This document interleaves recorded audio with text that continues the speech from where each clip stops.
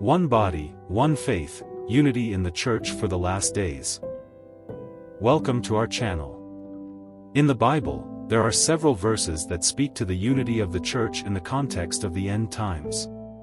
These verses emphasize the importance of believers being united in faith, doctrine, and purpose as they await the return of Christ.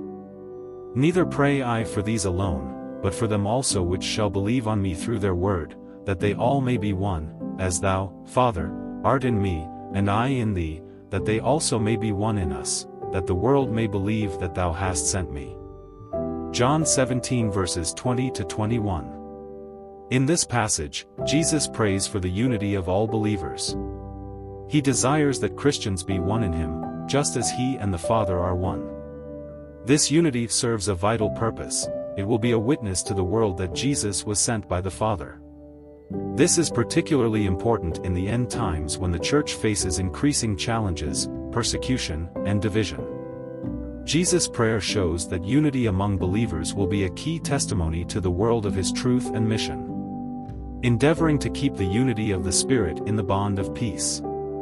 There is one body, and one Spirit, even as ye are called in one hope of your calling, one Lord, one faith, one baptism, one God and Father of all, who is above all, and through all, and in you all. Ephesians 4 verses 3-6. The Apostle Paul urges believers to maintain unity in the Holy Spirit and the bond of peace. He underscores the oneness of the Christian faith, one body, the Church, one Spirit, the Holy Spirit, one Lord, Jesus Christ, one faith, and one baptism. This unity is especially significant in the end times when the Church will face division, false teachings, and external pressure. The foundation of Christian unity lies in the common truth of the gospel and the shared experience of being part of God's family. Now I beseech you, brethren, by the name of our Lord Jesus Christ, that ye all speak the same thing, and that there be no divisions among you, but that ye be perfectly joined together in the same mind and in the same judgment. 1 Corinthians 1 verse 10. Paul exhorts the Corinthian church to speak the same thing, meaning that believers must agree on fundamental doctrines and avoid division. The unity of the church in the end times requires that Christians stay grounded in the apostolic teachings and biblical truth. Division, whether doctrinal or personal, weakens the witness of the church. This unity is a critical aspect of preparing for Christ's return. Let us be glad and rejoice, and give honor to him, for the marriage of the Lamb is come, and his wife hath made herself ready. Revelation 19 verse 7.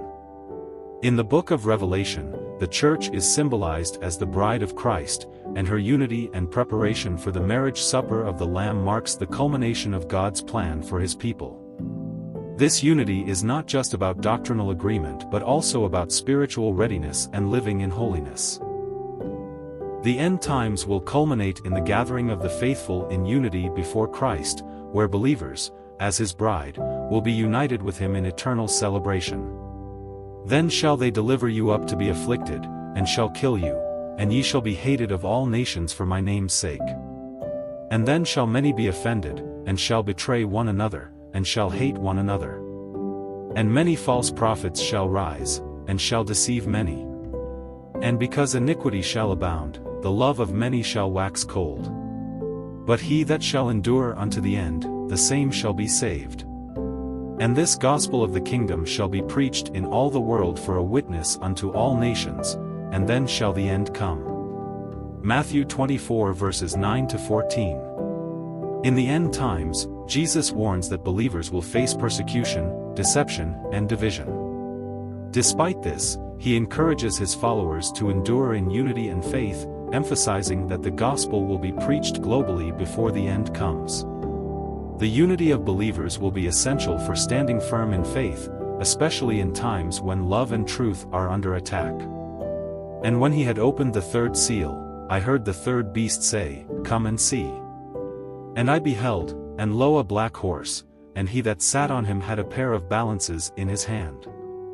And I heard a voice in the midst of the four beasts say, A measure of wheat for a penny, and 3 measures of barley for a penny, and see thou hurt not the oil and the wine. Revelation 6 verses 5-6. This passage describes the third seal of the Apocalypse, where a black horse represents famine. The measure of wheat for a penny suggests that food will become very expensive, highlighting a time of scarcity and economic hardship. The reference to "hurt not the oil and the wine" implies that while staple food items may be scarce, luxury goods might be less affected, further stressing the disparity in the supply of resources during this time. In essence, the unity of the Church is not just about avoiding division but about being faithful to the gospel, enduring in truth, and being spiritually prepared for Christ's return in the midst of the trials and challenges of the end times. Thank you for watching. Subscribe for more encouragement and truth. Stay strong in the Lord. Until next time, stay safe and God bless. To learn more about inviting Jesus into your life, please watch the next video.